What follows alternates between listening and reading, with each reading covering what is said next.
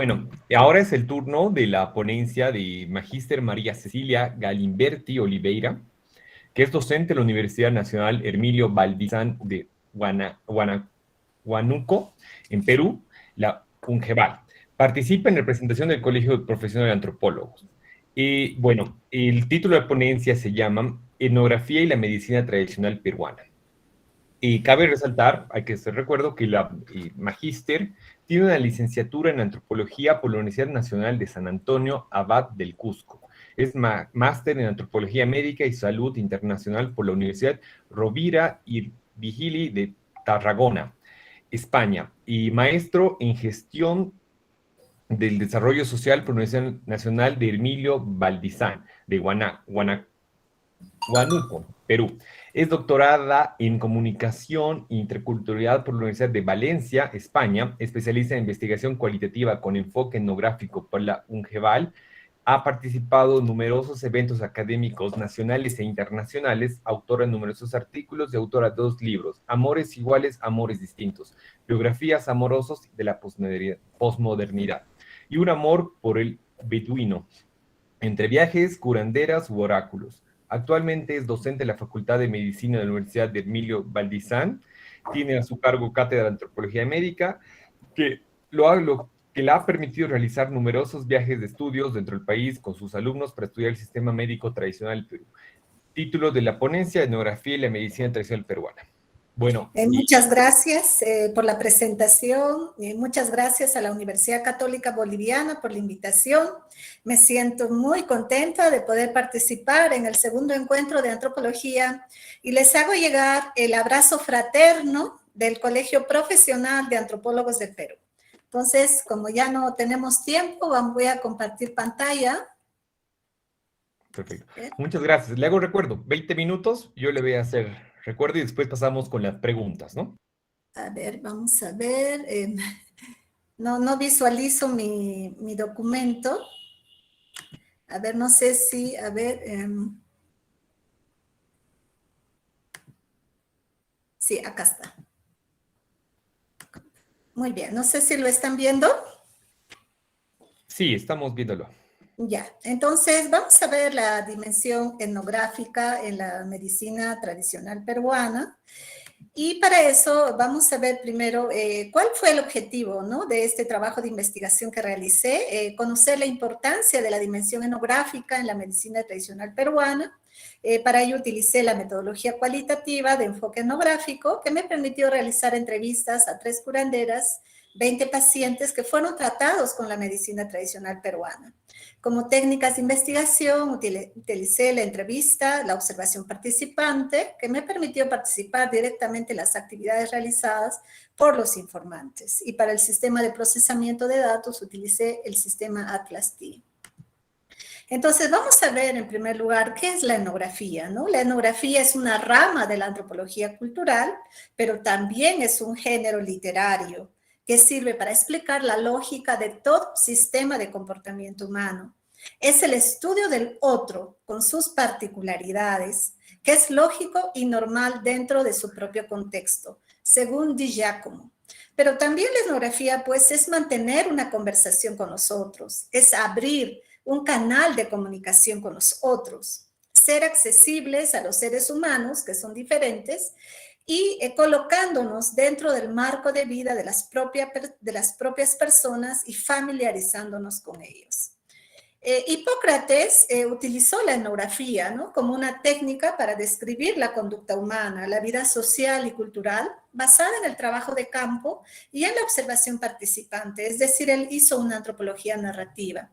Hipócrates escribe en sus tratados hipocráticos, denominados Aires, Aguas y Lugares, y en ese tratado menciona 2 cosas importantes. Uno, que todo médico, antes de tratar a su paciente, debe conocer por un lado, la meteorología, la influencia de los aires, de las aguas, de las estaciones en la conducta del paciente, y por otro lado, la influencia de la cultura, es decir, cómo la cultura va a influir en la conducta del paciente. Entonces, para Hipócrates, esos 2 elementos muy importantes eran la base para que el médico hipocrático podría o podría tratar a sus pacientes. Entonces, la etnografía es, sobre todo en nuestro caso, según Martín Correa, una relación social que genera cosas, que interviene, que modifica deliberadamente el espacio. Y es parte de esa antropología dialógica que podría pensarse en un tipo de antropología consciente del rol activo y en ciertos aspectos de intervención que los actores y autores juegan dentro de una etnografía. Entonces, la etnografía, según Martínez, puede habilitar o promover el desarrollo de ciertas transformaciones. La antropología intenta, a través de la etnografía, un acercamiento a esos significados intrínsecos de los fenómenos sociales, y justamente son esos significados que va a permitir desarrollar nuevas retóricas y nuevas praxis. Según Levi-Strauss y Marvin Harris, el enfoque etnográfico se convierte en una metodología buena para entender los mundos locales.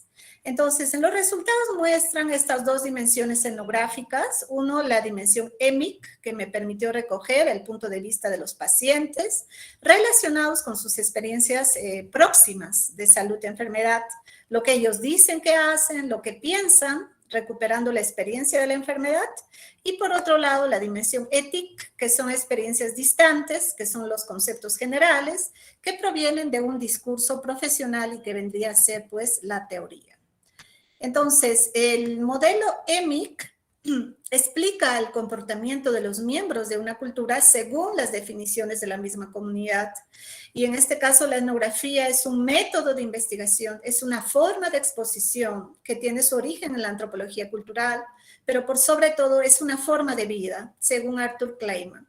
Entonces, la etnografía implica un contacto social directo y sostenido con los pacientes. Aquí podemos ver un espiral, ¿no? Que es un espiral dialéctico que representa el análisis etnográfico, y tenemos la diferenciación entre dos tipos de experiencias. Una experiencia próxima, que es la perspectiva EMIC, y otra la experiencia distante, que vendría a ser la perspectiva ética. Entonces, a medida que avanza el espiral, se va clarificando esos conceptos. ¿Y cómo esa etnografía pues es utilizada en la medicina tradicional peruana para poder conocer lo que dicen los curanderos, para poder conocer lo que dicen los pacientes y para poder conocer cómo es esa comunicación humana entre curanderos y pacientes? Entonces, para eso pues tenemos que conocer primero qué es la medicina tradicional peruana. Entonces, el sistema médico tradicional, pues, es un cuerpo de doctrina que rigen los problemas de salud y enfermedad. Son un conjunto de conocimientos, prácticas basados en la observación y en la experiencia y que son transmitidos de generación en generación. Comprende un conjunto de representaciones y prácticas culturales que actúan en el nivel cultural y fisiológico. Es mágico-religiosa porque incluye prácticas rituales, sistemas míticos y un patrimonio de símbolos que actúan en el proceso salud y enfermedad. Y es animista porque considera que las cosas tienen un ánima o una fuerza vital, que se considera pues que estos objetos, en este caso las montañas, llamados Jircas en Huánuco y Apus en el Cusco, son considerados vivos, es decir, que tienen un espíritu, que van a actuar sobre las cosas, que van a influir en el tratamiento de los pacientes, que van a ayudar a los curanderos a tratar, porque con esa fuerza de ellos, con esa intervención de ellos, las curanderas van a poder vencer las fuerzas del mal, ¿no? Entonces son considerados un segundo Dios. Entonces, los curanderos diferencian las enfermedades naturales que provienen de Dios y aquellas causadas por el hombre.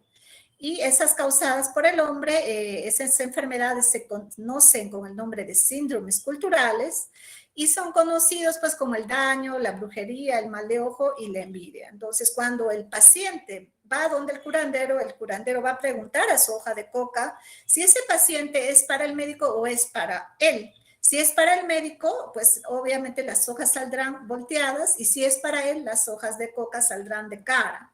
Entonces, utilizan también una amplia gama de elementos para sus curaciones, desde animales, vegetales, minerales y plantas medicinales.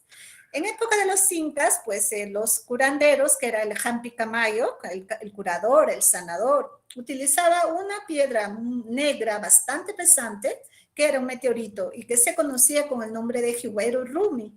Entonces, esta piedra era pasada por todo el cuerpo del paciente, desde la cabeza hasta los pies, diciendo jampe, jampe, jampe, ¿no? Sánate, sánate, cúrate. Entonces, los tratamientos de esta medicina tradicional en esta parte de esta ciudad de Huánuco, que está ubicada al centro del Perú, se realizan mediante el sistema llamada de la muda, que consiste en trasladar o cambiar el mal de un enfermo a un cuerpo receptor apto. Por lo general es el cuerpo de animales que luego van a ser sacrificados con el mal. Estos pueden ser cuyes, estos pueden ser batracios, ¿no? Pero también se utilizan frutas, también se utiliza huevo, también se utilizan minerales, etc. Y en la ciudad de Huánuco, este tipo de tratamiento se conoce con el nombre de Shokpi o Jubeo, ¿no? Según Galimberti para el 2011. Otro caso es el sistema de retorno CUTI, que consiste en hacer volver el sistema de buena salud en el paciente afectado. Esto tiene mucho que ver en el tratamiento de dolencias de origen psicológico que debilita el estado de ánimo de las personas y recae en un cuadro de hipocondría y depresiones que lo hacen sentir mal. Entonces, el curandero, tras una serie de rituales y acciones mágicas, logra devolver al paciente la salud que había perdido. Entonces, acá podemos ver el punto de vista de la curandera Salomé Álvarez Guaranga, que justamente el día de ayer ha cumplido 101 años, y yo le hice la entrevista cuando ella tenía pues 96 años, y bueno, acá está la perspectiva EMIC, ¿no? Ella dice que mis padres fueron descendientes de los españoles, mi abuela quedó embarazada de un español, mi padre se llamaba Venturo Álvarez y mi madre Honorata Guaranga Espíritu. Ellos tuvieron 18 hijos, de los cuales yo soy la mayor, pero todos están muertos. Yo trabajaba como empleada en una gran fábrica pesquera de Huánuco, donde Antonio Batilano era el dueño. Éramos 53 trabajadoras. Un día, mientras yo estaba trabajando, me pusieron un bocado, un veneno, en mi comida y me enfermé gravemente. Me llevaron al hospital y permanecí 23 días. No podía dormir, no comía y la vista se me había nublado. Luego, al salir del hospital, me llevaron donde una curandera de nombre Constanza. Ella preguntó a la coca qué es lo que tenía y luego me dijo, te han dado bocado. Entonces comenzó a curarme con la cría, que es el cuy, con el gato, con la paloma, con el huevo. Todos estos fueron pasados por todo mi cuerpo por más de 20 días. Después comencé a tener sueño, a recobrar el apetito y recién pude dormir largo y tranquilamente. En esos tiempos de Huánuco no había mercado. No había tiendas, solo sequiones con frutas. Huánuco fue pobre. ¿Quién iba a pensar que ahora hay tantos edificios? En vez de ropa, nosotros usábamos potencios. Las mujeres hilaban para sus maridos. No había sastres. Ellas mismas cosían su ropa a base de potencios. Luego se comenzó a hacer yanquis de jeve del cuero del ganado. Don Roque, el hacendado, andaba en burro por caminitos. No había carreteras. La gente de Panau venía a Huánuco con sus campanitas y burros. Y no había otra cosa, ¿no? María Salomé, 94 años, curandera.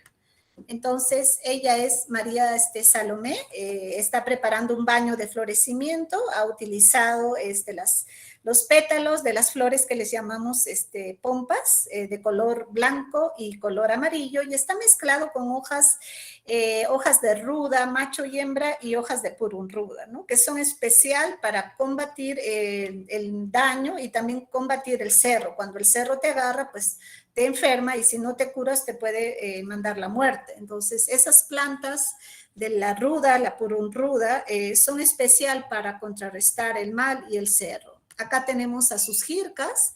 Son 3 jircas que están en su cuarto, que representan al jirca de Parará Punta Alta, de San Rafael y de Brisas del Guayaga. Entonces, ella cada vez que va a hacer una curación, primero invoca a estos jircas, ¿no? Le prende un cigarro, le pone el aguardiente, como vemos ahí, les ha echado aguardiente a los jircas para invocar su protección y su intersección en el momento de la curación. Acá tenemos a Salomé Álvarez Guaranga, que está al centro. Al lado está su hija Julia, que ella ha sido la que ha ejercido la curandería, pero ya falleció. Y de los hombres, hijos, el que está al centro, Eleno, es el que ha continuado con la curandería. Entonces, si el paciente es mujer, una curandera mujer que debe pasarle el cuy al paciente, pero si el paciente es hombre, entonces en este caso el curandero debe ser hombre. Acá estamos con la curandera Álvarez, ¿no? Festejando el día de su cumpleaños. Ahí está con sus familiares y estamos ahí. Muy bien. Aquí podemos ver una fotografía de las cruces muy importantes, de la cruz sagrada del Señor de San Cristóbal de Yicua, que son unas cruces que se encontraron en la parte alta del Cerro de Yicua, ¿no? De aquí en Huánuco, y que sus padres, que también eran curanderos de Isabel, bajaron esas cruces a la parte baja donde se construyó una capilla y cada año se hace todo un ritual con esas cruces. Primero le visten a la cruz con esas flores blancas y luego son ataviados con esos trajes lujosos y son llevados en procesión por todas las callecitas de Yicua, ¿no? Entonces aquí vemos, está la cruz finamente ataviada. Ahí está la curandera Álvarez Guaranga, está el sacerdote y ahí está su hija, su nieta y sus bisnietos. Acá tenemos otro caso de la curandera Miguelina, que ella nació en las alturas de Margos, que está a 2 horas de acá, de Huánuco, y también podemos ver su punto de vista. Podemos ver cómo ella explica cómo se convirtió ella en curandera y cuál es su visión, en este caso, su visión émic, ¿no?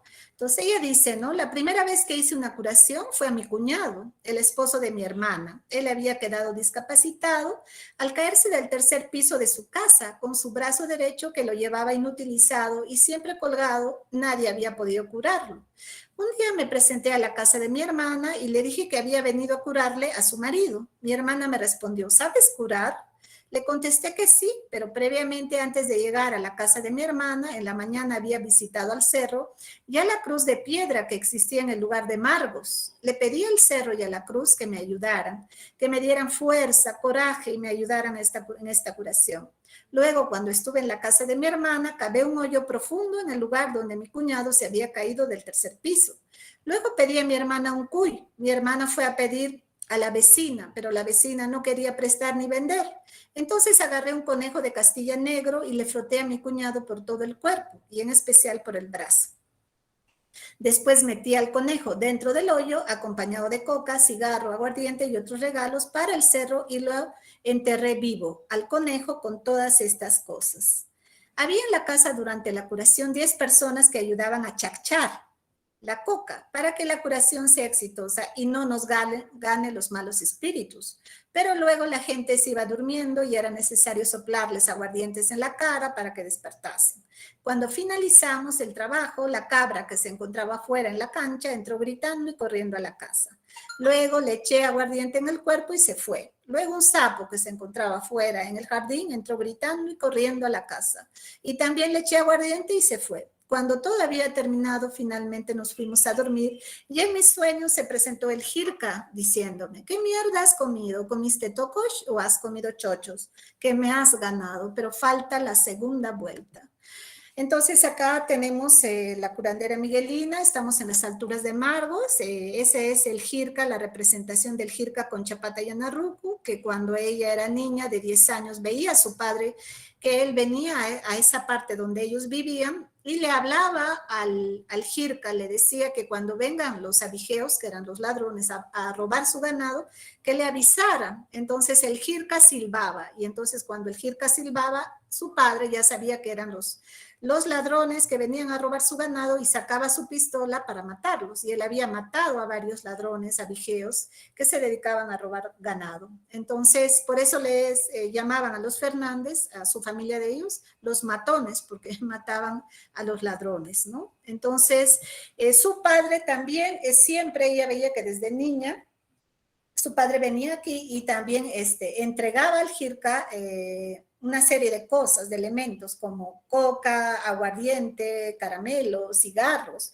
pidiéndole ayuda y que le ayudara a solucionar los problemas que él tenía. Entonces ella, Miguelina, cuando creció, vio que su padre hacía esas cosas y entonces ahí comenzó a aprender todas las actividades que él hacía, y es que ella decidió ser curandera más adelante. Ahí está Miguelina con sus 2 hermanos de sombrero, su esposo Miguel, en ese lugar donde ella ha vivido cuando era niña, una cancha bastante hermosa. Esa es la cancha, ¿no? En Margos, ¿no? Donde ella ha vivido. Y bueno, a un costado había un complejo arqueológico que fue cubierto por el Ministerio de Cultura.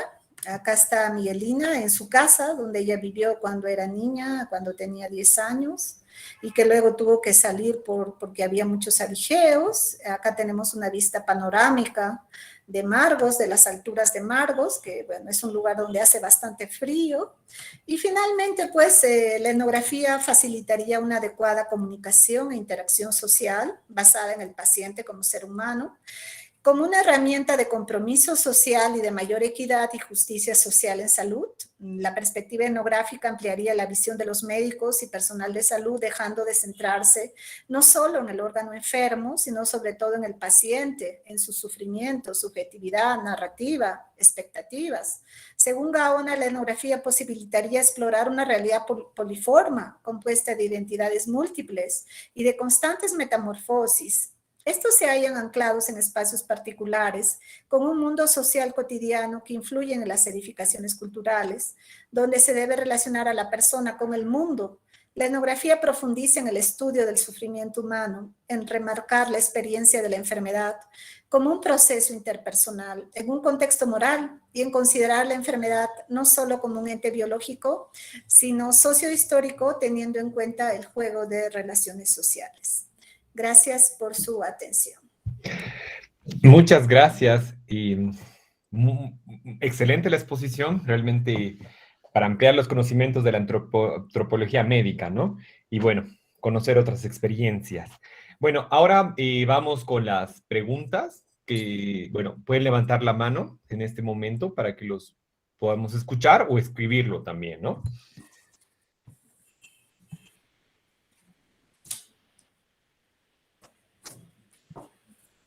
Bueno, y Vidal Calizaya Flores y Norgardo Jiménez. Y escuchamos primero las 2 preguntas y luego después responde.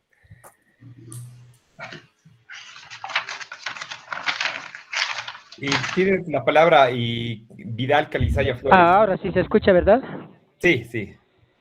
Está muy buenas tardes. Excelente la exposición de nuestra expositora de la Hermana República de Perú, ¿verdad? Sin embargo, estaba aprendiendo algunas cosas que tiene valor, digamos, nuestros medicamentos naturales.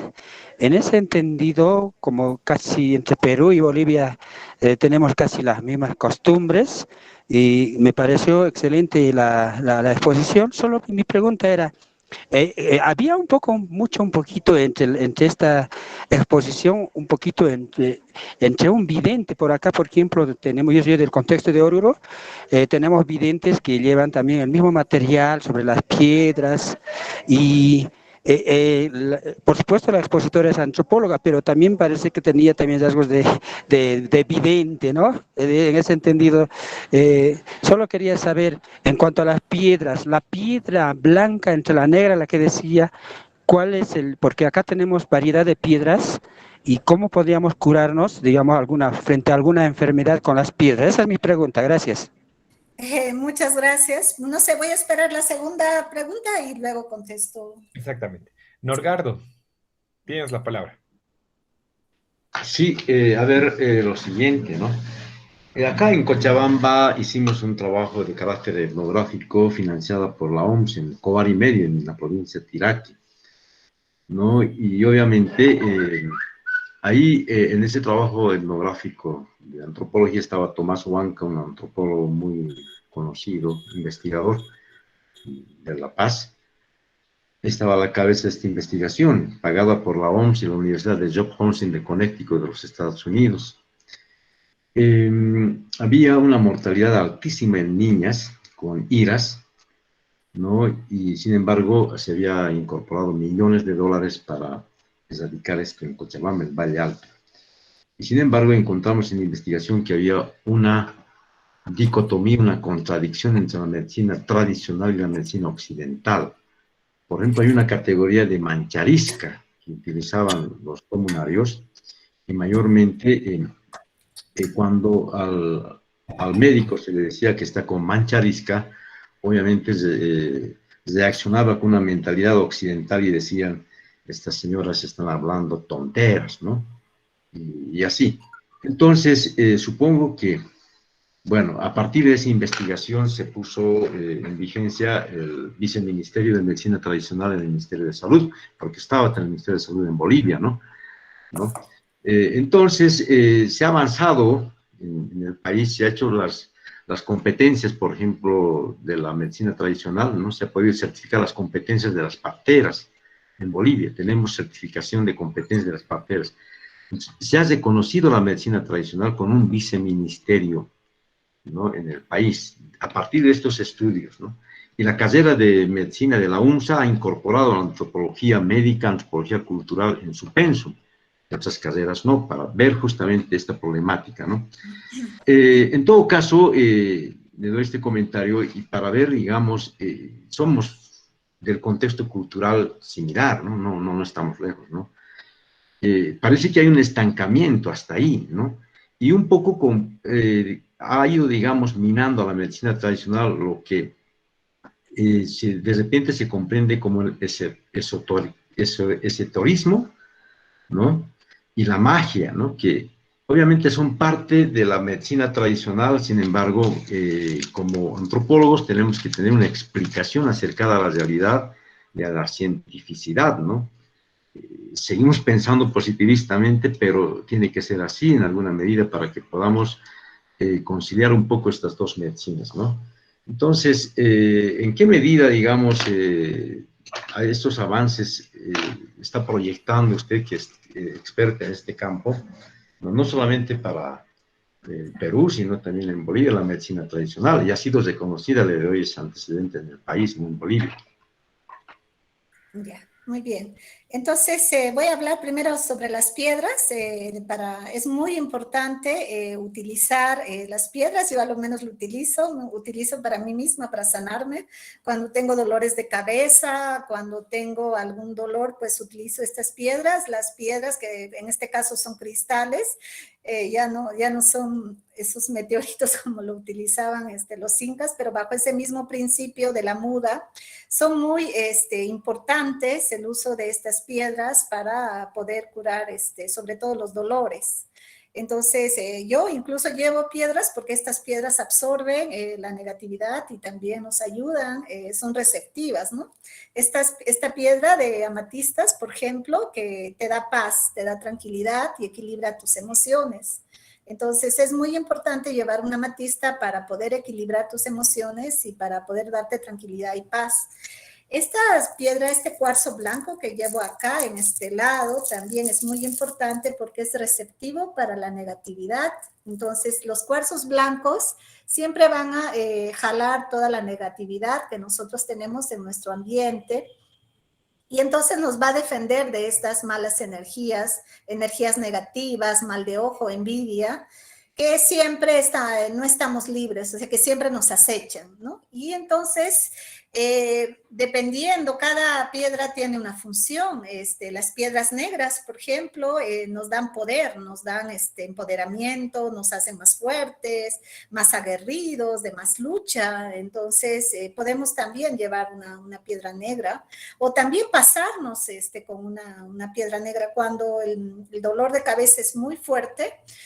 Cuando yo, por ejemplo, tengo dolores de sienes muy fuertes, utilizo la piedra negra, ¿no? Que es mucho más potente y me va a sacar con mayor facilidad los dolores. Entonces, es muy importante tener estos cristales. Se pueden combinar incluso el manejo de estos cristales con meditaciones, ¿no? Uno puede hacer una meditación y luego puede utilizar la piedra. ¿Y cómo se limpia? Se utiliza un pequeño recipiente de metal en agua con sal, se deja a la intemperie en la noche, dentro, sumergida la piedra dentro del agua con sal, y al día siguiente se enjuaga, se lava y se pone en el lugar correcto para ser utilizado la siguiente vez. Entonces, es muy importante el uso de estos cristales o de estos minerales también, para sacar problemas no solo de dolor, sino también se puede sacar el aire, ¿no? En el caso de otros minerales, se utiliza también para sacar el aire del cuerpo cuando nos ha dado mucho aire,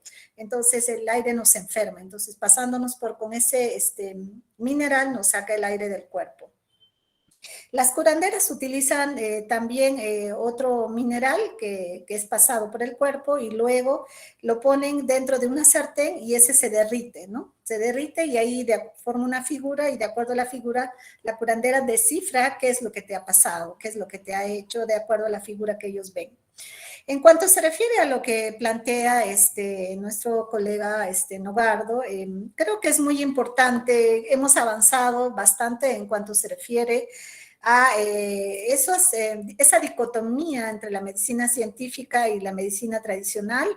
Ambas son muy importantes. Tenemos en nuestro país y en el mundo un pluralismo médico. Estamos hablando de un conjunto de sistemas médicos que actúan dentro de un área geográfica y que cada sistema médico tiene su propia concepción de la salud y de la enfermedad y que contribuyen a solucionar los problemas de salud.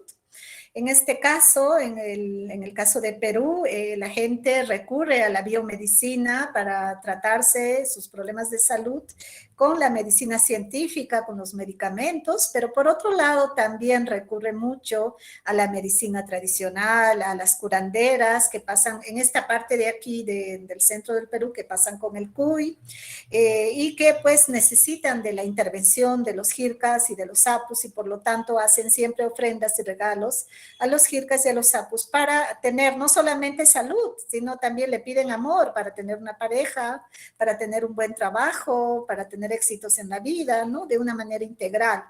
Entonces creo que se debe seguir bregando, luchando para conseguir la articulación, ¿no? La articulación de estos dos sistemas médicos, de la biomedicina y de la medicina tradicional, ya que la biomedicina, debido a la influencia del modelo médico hegemónico, ¿no? Ha llevado a que esta biomedicina sea la más aceptada, sea la más formal y se desdeñe a los otros sistemas médicos, como en este caso la medicina tradicional, que es tan importante en aquellos lugares donde no hay cobertura, donde no llega la biomedicina, pero sí hay la medicina tradicional y que con recursos naturales propios de la zona tratan a los pacientes, ¿no? Entonces, en ese sentido, creo que es muy importante que en cada facultad de medicina se tenga que dictar la cátedra de antropología médica para que los futuros médicos tengan conocimiento de la cultura de sus pacientes, porque el problema es que no se toma en cuenta la cultura del paciente. Cuando el médico no toma en cuenta, no conoce o no ha estudiado acerca de la cultura del paciente, no sabe qué es mancharisca, no sabe qué es susto, no sabe qué es un síndrome cultural y por lo tanto lo que va a hacer con el paciente es desdeñarlo, estigmatizarlo, ¿no? Pensar que es salvaje, que no se baña y no va a ponerse en la situación de su paciente.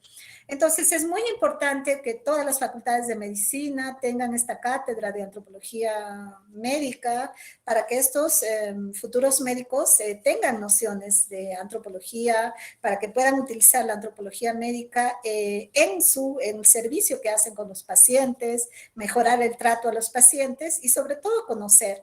En este sentido, el Colegio Médico del Perú ha avanzado bastante. Hace poco organizó una cumbre mundial de medicina tradicional y complementaria, donde yo también participé en un curso precumbre, fui ponente, y donde han participado profesionales de todo el mundo para hablar acerca de las bondades de la medicina tradicional y la medicina complementaria. Entonces, creo que lo ideal sería seguir bregando y luchando para que se dé esa articulación.